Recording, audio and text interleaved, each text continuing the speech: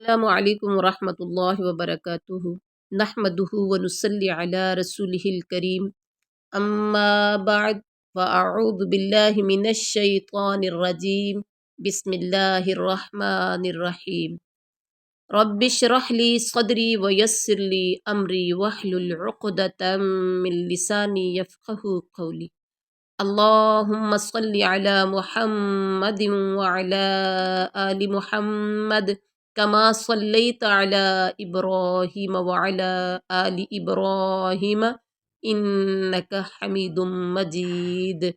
अल्लाहुम्मा बारिक अला मुहम्मदिन व अला आलि मुहम्मद कमा बारकत अला इब्राहीम व अला आलि इब्राहीम इन्नका हमीदुम मजीद। वलक़द अरसलना नूहन इला कौमिही वलक़द और बिलाशिबा यकीनन अरसलना भेजा हमने नूह को इला कौमिही उसकी कौम की तरफ। इन्नी बेशक मैं लकुम तुम्हारे लिए नदीरुम मुबीन डराने वाला हूँ वाज़े। और अलबत्ता तहकीक हमने नूह अलैहिस्सलाम को उसकी तो कौम की तरफ रसूल बनाकर भेजा तो उन्होंने आके कहा कि मैं तुम्हारे लिए ज़ाहिरी डराने वाला हूँ। ये हम पहले मौजू पढ़ चुके हुए हैं। अल्लाह ताबुदू कि ना तुम इबादत करो इल्लल्लाह मगर अल्लाह की। इन्नी अखाफू बेशक मैं डरता हूँ अलैकुम तुम पर अज़ाबा यौमिन अलीम एक दर्दनाक दिन के अजाब से कि तुम अल्लाह के सिवा इबादत ना करो, मैं तुम पर बड़े दिन के अजाब से डरता हूँ। मगर यानी अल्लाह को छोड़कर किसी और की इबादत करोगे तो मुझे डर लगता है बड़े दिन का, यानी दर्दनाक, अलीम है दर्दनाक, दर्दनाक दिन के अजाब से मुझे डर लगता है तुम पर कि कहीं ऐसा ना हो जो दर्दनाक दिन है उस दिन तुम्हें अजाब लगे। फ़क़ालल मलउल्लज़ीना तो कहा उन सरदारों ने, अल्लज़ीना जिन्होंने कफ़रू कुफ़र किया, मिन कौमी उसकी कौम में से, मा नराका नहीं हम देख रहे तुझे, इल्ला मगर बशरम मिथलना एक इंसान अपने जैसा, वमा नराका और नहीं हम देख रहे आपको, नराकत तबाका देख रहे तुझे कि तेरी पैरवी की हो, इल्लल्लज़ीना मगर उन लोगों ने जो हम वो अराज़िलूना हमारे रजील हमारे कम तरीन लोग, कम तरीन का मतलब कमज़ोर लोग हैं, बादिया राई ज़हरी राय से, वमा नरा और नहीं हम देखते लकुम तुम्हारे लिए अलैना हम पर मिन फ़ज़लिन कोई फ़जीलत, बल नज़ुन्नुकुम बल्कि हम तो गुमान करते हैं तुम्हें कादिबीन झूठा। क्या हम गुमान करते हैं तुम्हें झूठा।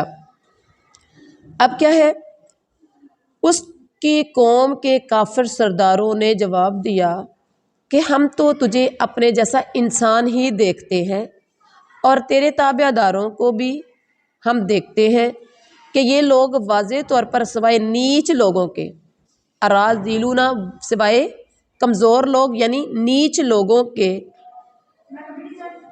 और कोई नहीं जो बेसोचे समझे तुम्हारी पैरवी कर रहे हैं, और हम तो तुम्हारी किसी किस्म की बर्तरी अपने ऊपर नहीं देख रहे बल्कि हम तो तुझे झूठा समझ रहे हैं।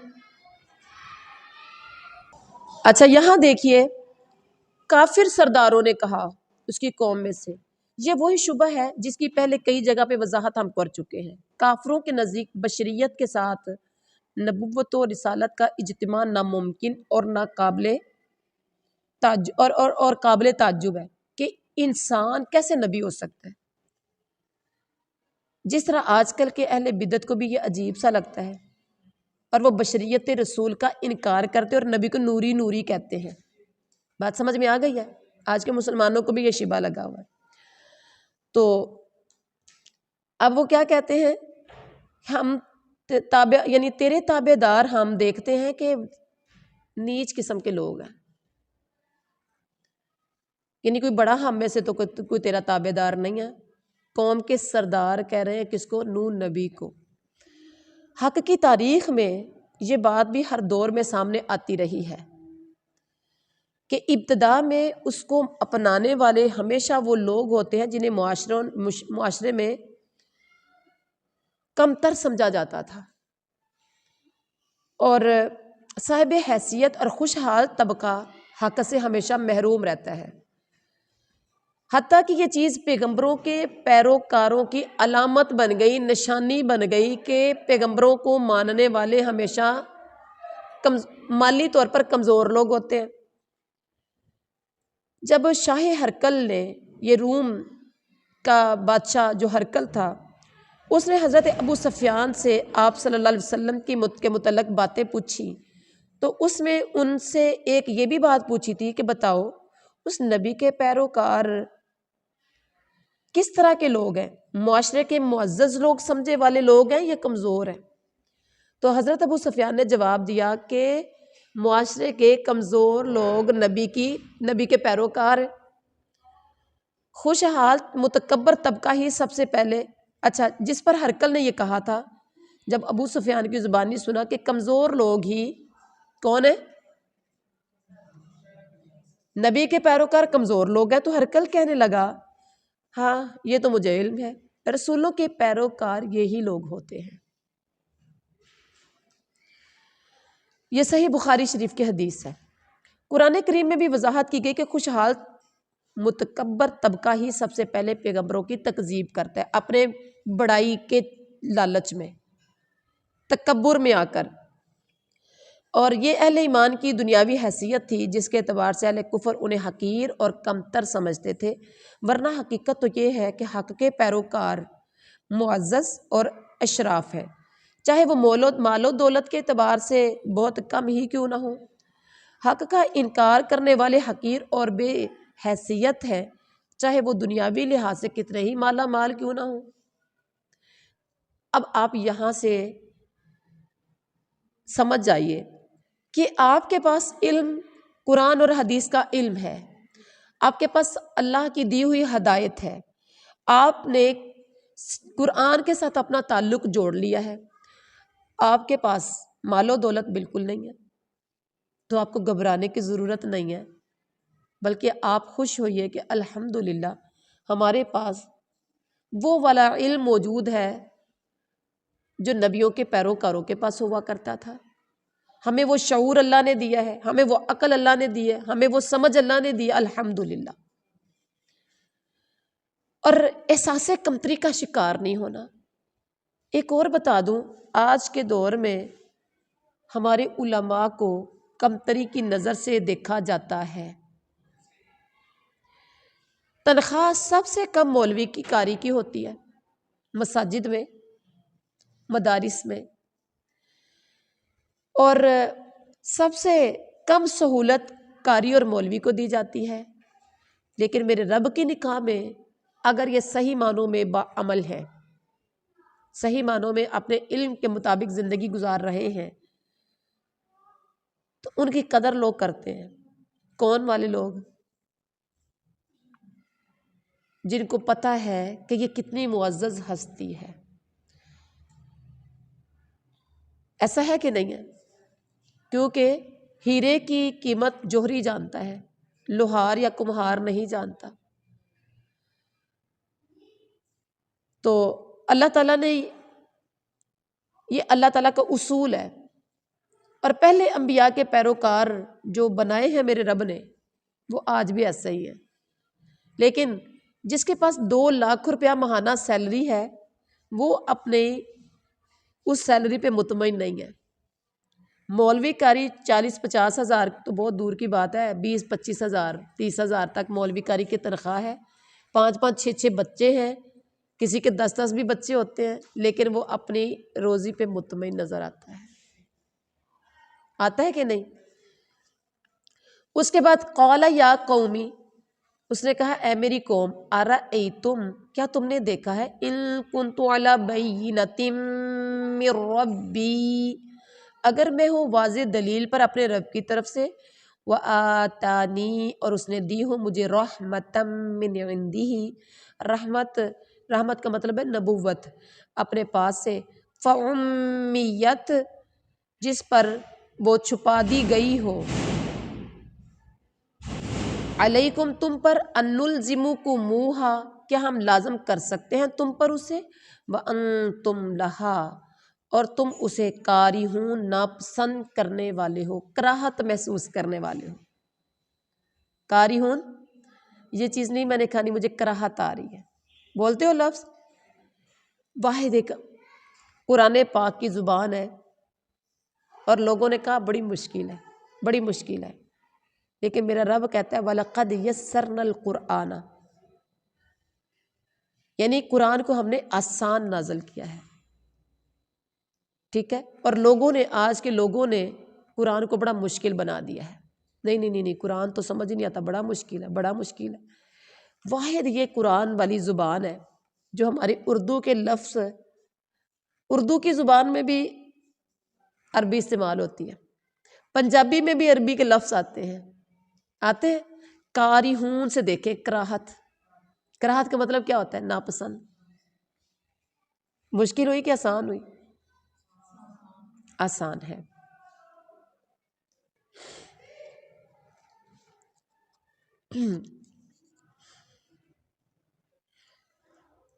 قال یا قوم ارأیتم ان کنت علی بینۃ من ربی،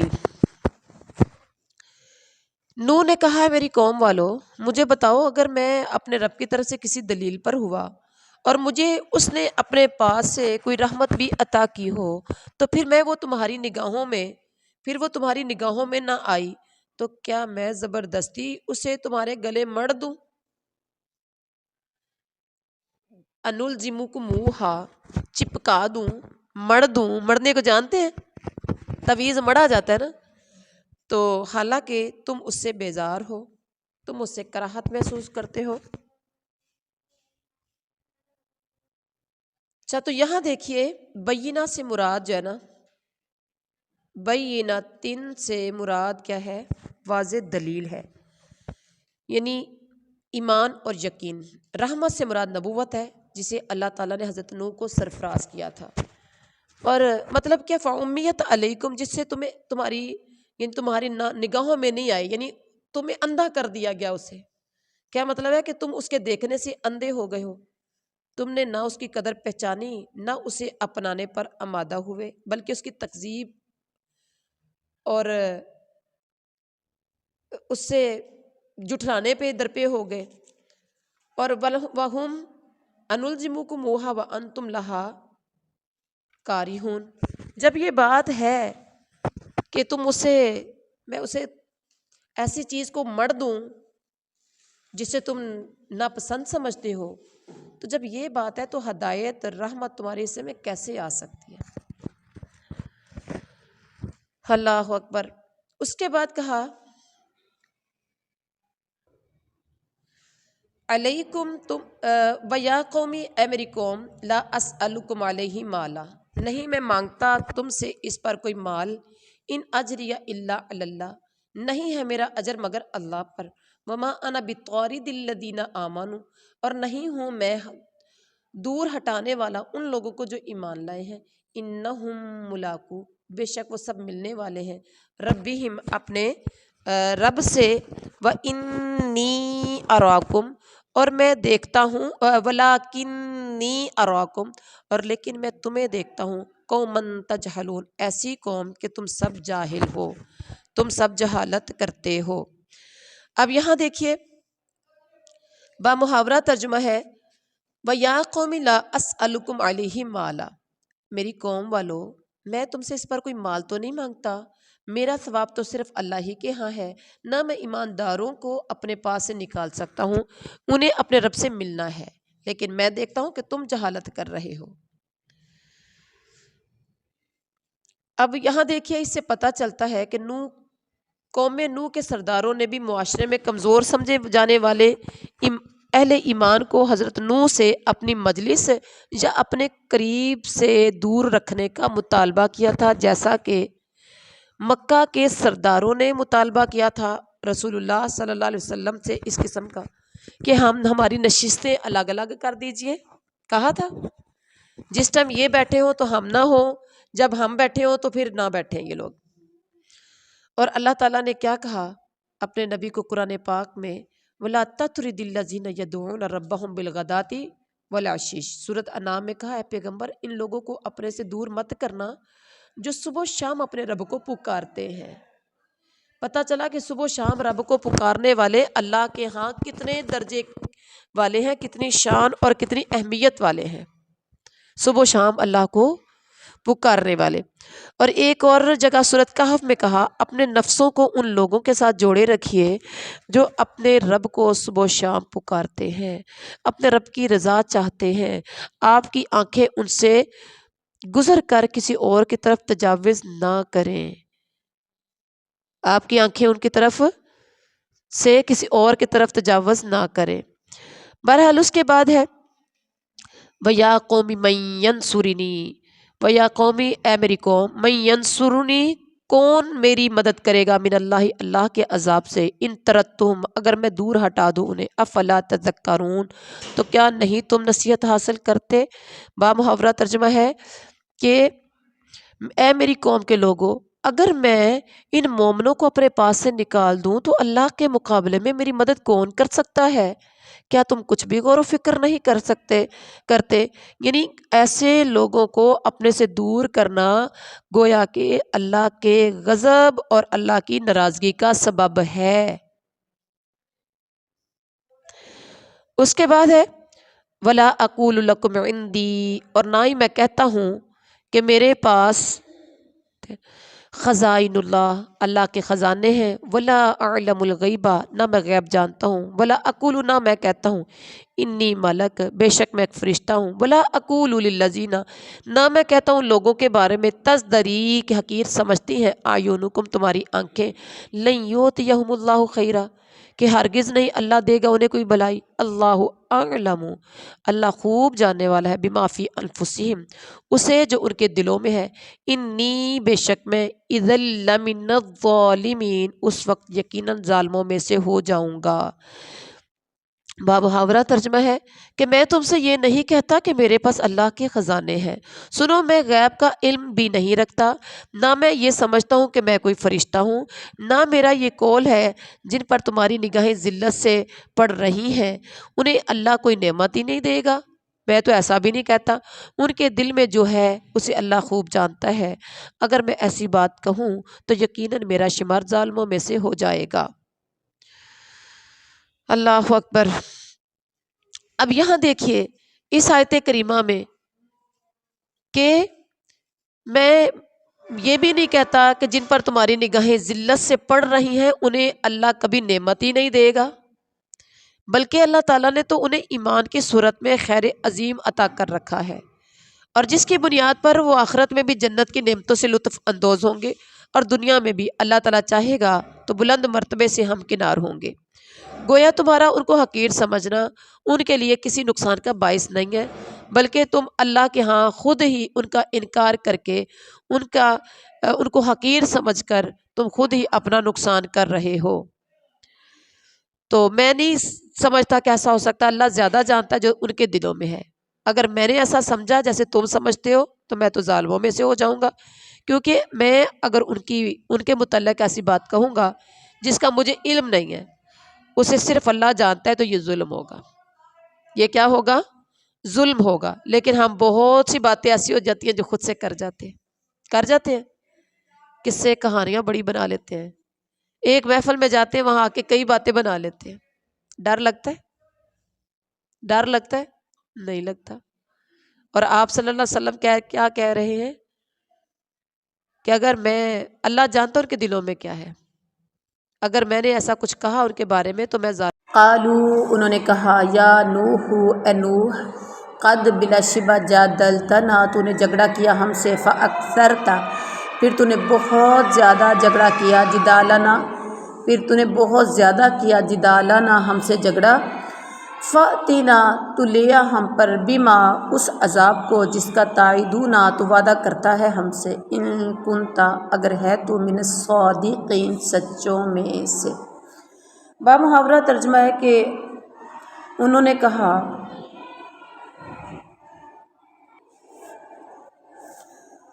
یعنی انہوں نے کہا سے مراد قوم نوح نے کہا، قوم کے لوگوں نے کہا اے نوح تو نے ہم سے بہت زیادہ جھگڑا کر لیا اور بہت خوب کر لیا۔ اب اگر تو سچا ہے تو جس چیز سے ہمیں ڈرا دھمکا رہا ہے وہی ہمارے پاس لے آ، وہی ہمارے پاس لے آ۔ تو قال انما، اس نے کہا، نوح نے کہا، انما بے شک صرف یاتیکم بہ اللہ، کم میم ساکن کے بعد اگر با متحرک آ جائے تو کیسے پڑھیں گے؟ یاتیکم بہ اللہ، اللہ ہی لائے گا تم پر اسے۔ انشاء اگر اس نے چاہا، وما انتم اور نہیں ہو تم بمعجزین سب عاجز کرنے والے۔ قال انما یاتیکم بہ اللہ، نوح نے کہا کہ اسے بھی اللہ ہی لائے گا اگر وہ چاہے، اور ہاں تم اسے ہرانے والے نہیں ہو، عاجز کرنے والے نہیں ہو، تھکانے والے نہیں ہو۔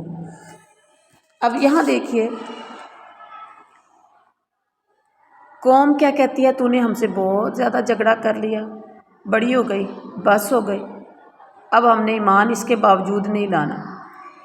تو یہ وہی حماقت ہے جس کا ارتکاب گمراہ قومیں کرتی آئی ہیں کہ وہ اپنے پیغمبروں سے یہی کہتی آئی ہیں سچے ہو تو عذاب لے کر آؤ، ہمیں تباہ کروا دو، جو تیرا دل چاہتا ہے کروا دو۔ حالانکہ ان میں عقل ہوتی تو وہ کہتی اگر تو سچا ہے اور واقعی اللہ کا رسول ہے تو ہمارے لیے بھی دعا کریے کہ اللہ تعالیٰ ہمارا سینہ بھی کھول دے تاکہ ہم اسے اپنا لیں، اپنی زندگی بدل لیں۔ لیکن ان میں عقل ہوتی تو کہتے نا، عقل نہیں ہوتی جو اس طرح کی باتیں کرتے ہیں۔ اور اس کے بعد کیا فرمایا؟ وَلَا يَنفَعُكُمْ اور نہیں نفع دے گی تمہیں نصحی میری نصیحت، ان اردت اگر میں چاہوں ان انصح کہ میں نصیحت کروں لکم تمہیں، ان کان اللہ اگر ہو اللہ یرید چاہتا ان یغویکم کہ وہ گمراہ کرے تمہیں، ہوا وہی ربکم تمہارا رب ہے، وَإِلَيْهِ اور اسی کی طرف ترجعون تم سب لٹائے جاؤ گے۔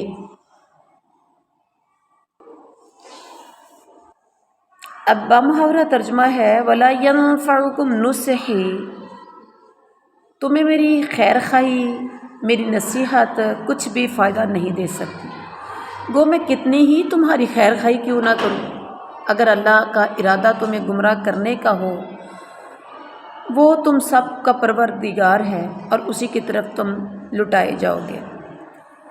اچھا موسیٰ کہہ رہے ہیں کہ اللہ لے کے پچھلی آیت میں کہ اللہ ہی تم پر عذاب لے کر آئے گا، تم اللہ کو ہرا نہیں سکتے، تھکا نہیں سکتے، روک نہیں سکتے، اور یہاں پر کیا کہا کہ تمہیں میری نصیحت فائدہ نہیں دے سکتی،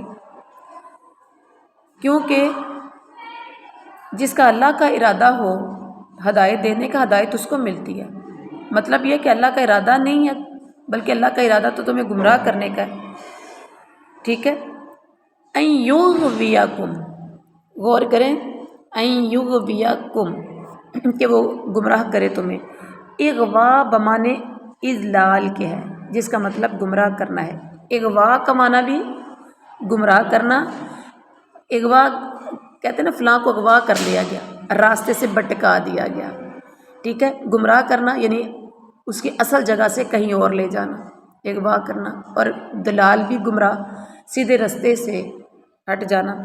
اغوا بمانے اضلال ہے جس کا مطلب گمراہ کرنا، یعنی تمہارا کفر اور تمہارا انکار اگر اس مقام پر پہنچ چکا ہے جہاں سے کسی انسان کا پلٹ کر آنا، ہدایت کو اپنا لینا ناممکن ہے، یعنی جب اللہ تعالیٰ نے تمہاری گمراہی اور ہلاکت کا ارادہ کر لیا ہے اور تمہاری دلوں پر مہر لگا دی ہے، تو اب میں تمہاری خیر خواہی بھی کرنی چاہوں تو نہیں کر سکتا، یعنی ہدایت پر لانے کی اور زیادہ کوششیں کروں تو یہ کوشش اور خیر خواہی تمہارے لیے فائدہ مند نہیں ہوگی، کیونکہ تم گمراہی کے آخری مقام پر پہنچ چکے ہو۔ ام یقولون افترا، کیا وہ سب کہتے ہیں نفتراہ کہ اس نے گڑھ لیا ہے اسے، کسے؟ قرآن کو، قل کہہ دیجئے ان افتریتہ، اگر میں نے اسے گڑھ لیا ہے، فعلیہ اجرامی، تو مجھ پر ہی ہے اجرامی میرا جرم، وَأَنَا بَرِيءٌ مِّمَّا، اور میں بری ہوں اس سے جو تجرمون، تم جرم کرتے ہو۔ بامحاورہ ترجمہ ہے کہ کیا یہ کہتے ہیں کہ اسے خود اسی نے ہی گڑھ لیا ہے، یعنی قرآن کو اس نبی نے خود ہی گڑھ لیا ہے؟ تو جواب دے دیجئے کہ اگر میں نے اسے گڑھ لیا ہو تو میرا گناہ مجھ پر ہے، اور میں ان گناہوں سے بری ہوں جو تم کر رہے ہو۔ مطلب یہ ہے کہ ہدایت اور جب ہدایت اور گمراہی اللہ کے ہاتھ میں ہے اور اللہ کا ارادہ تمہیں ہدایت دینے کا نہیں ہے، تو پھر اس میں میرا قصور کوئی نہیں ہے، اور تم کہتے ہو تم نے خود ہی گڑھ لیا ہے۔ تو میرے نبی آپ خود پوچھئے کہ جو گڑھتا ہے نا اس کا گناہ اس پر ہوتا ہے، تو میں نے گڑھا ہے خود، میں نے قرآن خود بنا کر اگر کہا ہے کہ یہ اللہ کی طرف سے ہے تو پھر میرا گناہ مجھ پر ہے، میں اس کا ذمہ دار ہوں، اس کی سزا مجھے بھگتنی پڑے گی، لیکن میں بری ہوں اس سے جو تم جرم کرتے ہو۔ جرم کیا کرتے تھے؟ جو اس طرح کی باتیں کرتے تھے۔ تو یہ تھا ہمارا آج کا سبق۔ سبحان ربک رب العزت عما یصفون وسلام علی المرسلین والحمد للہ رب العالمین۔